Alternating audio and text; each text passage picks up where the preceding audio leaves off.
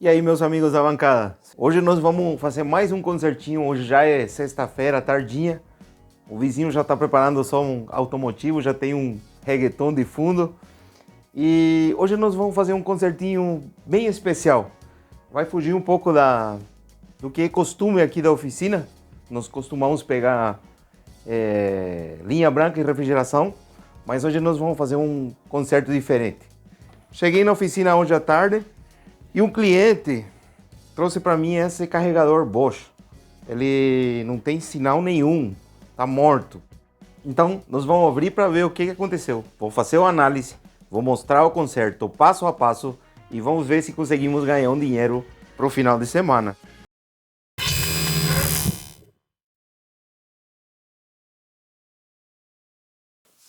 Bom, então vamos começar. Enquanto tu confere tua inscrição no canal, já vai apertando o sininho para receber as notificações, dá teu like aí. Nós já vamos tirar essa carcaça. Vamos dar uma conferida.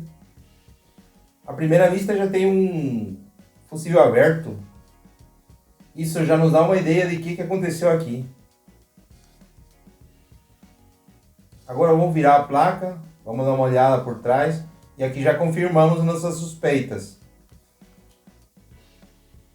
A ponta retificadora inteira estourou. Provavelmente esse 8N60, que é o MOSFET também.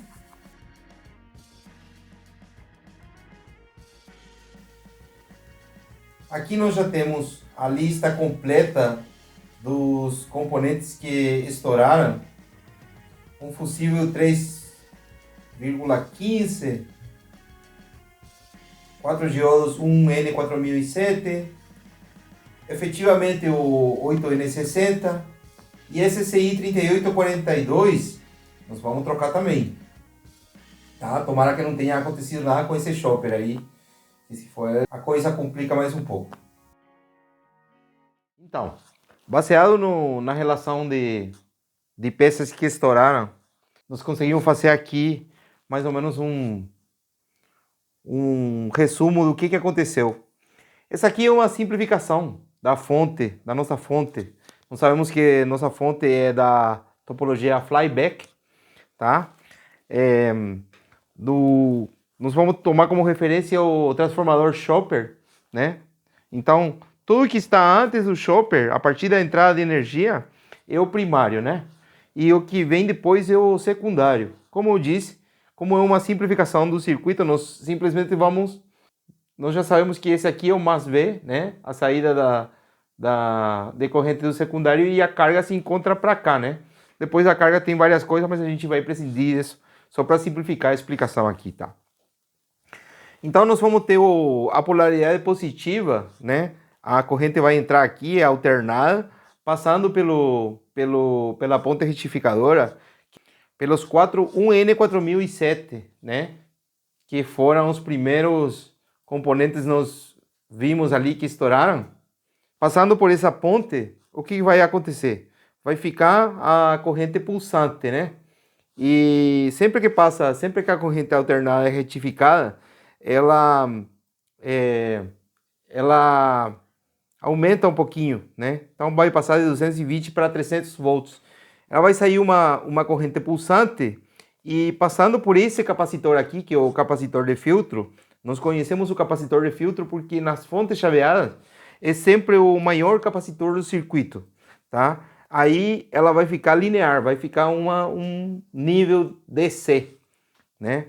Vai ser uma corrente contínua de 300 volts, retificadinha, né? Mais ou menos 300, às vezes dá 298, 310, né? Varia um pouco, mas esse circuito ele está preparado para essa flexibilidade, tá bom? Bom, e essa barragem, essa linha aqui vai entrar diretamente no chopper, num pino do enrolamento do primário do chopper, né? E o que é outro componente que estourou, né? Que nós tínhamos contado já que estava estourado. É o MOSFET, né? Esse MOSFET aqui, que é o 8N60, tá? o que que acontece? Ele se desgasta com o tempo, né? Ele chaveia muito rápido, né? Ele se desgasta com o tempo, ele entra em curto, volta em curto a ponta retificadora. Isso aí faz com que o fusível que se encontra nessa linha aqui, né? Ele estoure, tá bom? Então é isso que aconteceu. E esse CI, né? De início ele não teria que estar estourado, mas a gente vai trocar ele de qualquer jeito. Então como é que funciona? Nós estamos falando que entra aqui uma linha de 310 volts, né, um nível DC, passa por esse enrolamento e aqui ele não tem conexão ao GND do primário, né? Quando que vai acontecer essa ligação ao GND? Diretamente nunca, né? Porque se ele ficar diretamente, acontece o que já aconteceu com a nossa fonte. Ela entra em curto e queima tudo, tá? Mas indiretamente, por meio de pulsações, na casa dos 66 kHz, mais ou menos, né? E ela vai acontecer como? Vai acontecer porque esse CI aqui, o 3842, ele vai gerar um pulso PWM, né? Um pulso, uma onda quadrada em cima da base desse transistor, que é o MOSFET, e ele vai abrir e fechar, né? Rapidamente a passagem de corrente entre o pino source e o pino drain. O pino source ele está ligado diretamente no GND do primário, tá? Repara aqui. E o pino drain ele está ligado diretamente naquele enrolamento que do outro lado está ligado diretamente ao 310 da nossa fonte, né? E como é que vai começar a chavear? Quando que vai começar a chavear? Tá? Esse CI aqui, o C3842, ele tem um pino que se chama VCC, tá? E para funcionar, ele tem que receber uma média de 11, 12 volts mais ou menos nesse pino VCC. E da onde é que vem isso aqui? Então, puxa dessa barragem aqui dos 310 para baixo, em direção ao CI, e para acontecer a queda da tensão, na medida que o CI precisa, tem um resistor aqui no meio, né? E tem um capacitor também para estabilizar essa corrente. Uma vez que o CI, o C3842, é energizado nesse pino VCC com a corrente suficiente para ele começar a chavear, ele vai gerar esse pulso PWM em cima da base do MOSFET, e o MOSFET, na velocidade que esse CI ordena, ele vai abrir e fechar, né? Vai cortar e saturar em alta velocidade a passagem de corrente, gerando com isso uma corrente que vai nesse sentido, do positivo para o GND da fonte, induzindo no secundário do transformador uma corrente em sentido contrário, né? Que é o que vai dar mais V para alimentar a nossa carga. Basicamente, esse é o funcionamento desta fonte chaveada e é o mais típico exemplo de uma fonte flyback. Se tu não está entendendo nada do que a gente está falando aqui, não se preocupe.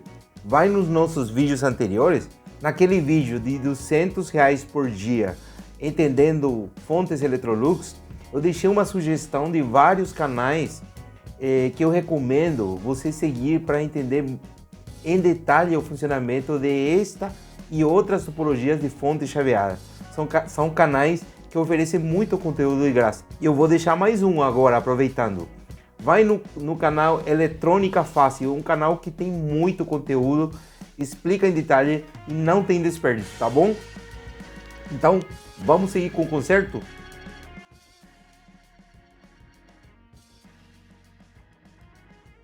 Bom, então aqui agora para o concerto basicamente é fazer as trilhas, né? Aqui vamos começar raspando, né? Para deixar o cobre das trilhas exposto e a solda poder grudar, né?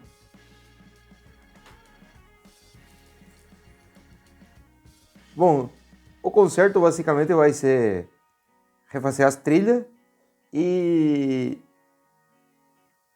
repor os componentes que foram queimados, né? Nós já tínhamos aquela lista. Aqui eu vou usar um fio de cobre. Eu desmontei um fio de cobre e vou usar um filamento, né? Com certeza esse conserto vai me render algumas críticas, né? Vai vir o pessoal para falar que é uma gambiarra e tal, porque eu estou emendando esse fio. Na verdade o que eu estou fazendo é colocando o fio de cobre, filamento de cobre em cima onde tinha trilha que foi estourada. Para mim, isso não qualifica como gambiarra ainda. Gambiarra seria se eu pegasse um transformador de um notebook, cortasse, descascasse o fio e jogasse direto no secundário. A partir daí, para mim, começa a qualificar como gambiarra. Isso aqui, é verdade que tem alguns aparelhos que não dá para fazer, né?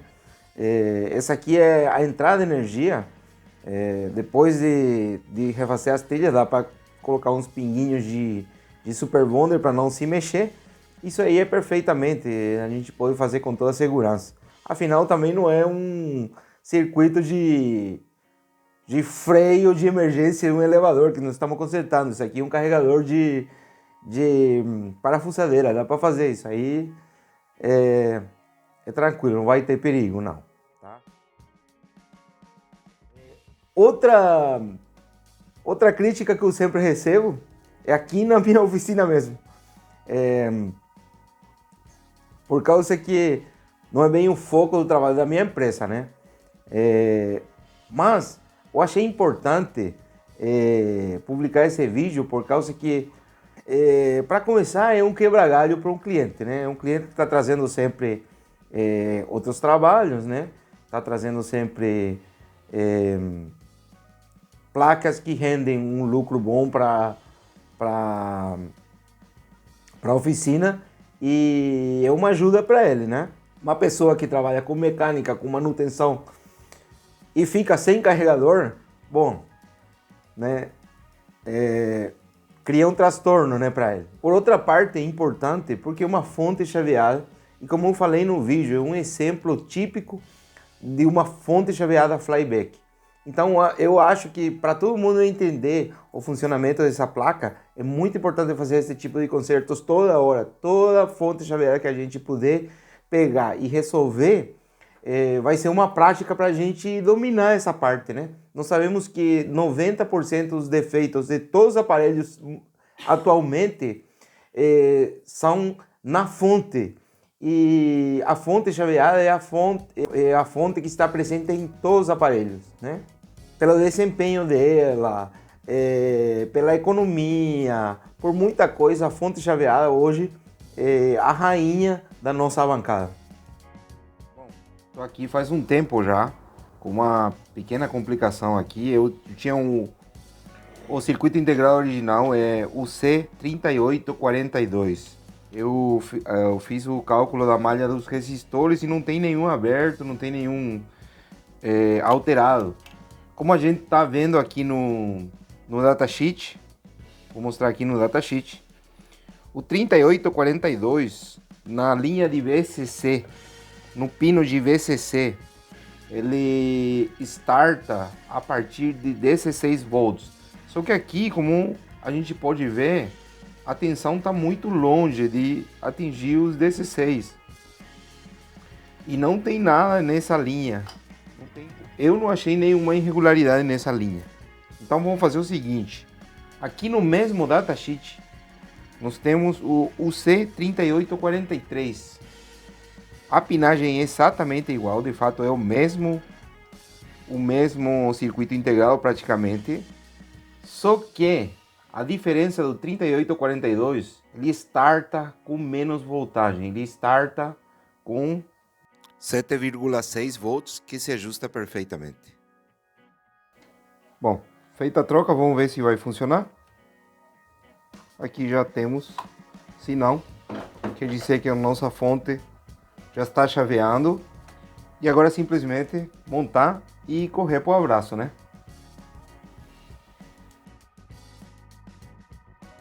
Bom, então, com as modificações, deu certo e nosso carregador já está funcionando novamente. Como prometido de dívida, eu vou dizer aqui quanto saiu o conserto, quanto a gente gastou nos componentes e se valeu ou não valeu a pena fazer esse conserto aqui, monetariamente falando, né? No total a gente gastou desses R$7, né? Sendo o mais caro o MOSFET 8N60, que só ele custou R$2. Nós cobramos do cliente R$100 no conserto no total, e aí gerou um lucro de mais de R$80. Bom, é claro que não é a atividade mais lucrativa que tem, mas já deu para quebrar o galho do cliente e além disso, pagou uma cervejinha pro final de semana, né? Então é isso. Eu espero que você deixe aqui seus comentários com sugestões para novos vídeos. Eu te espero a próxima semana. Confere tua inscrição e vamos ficar pro.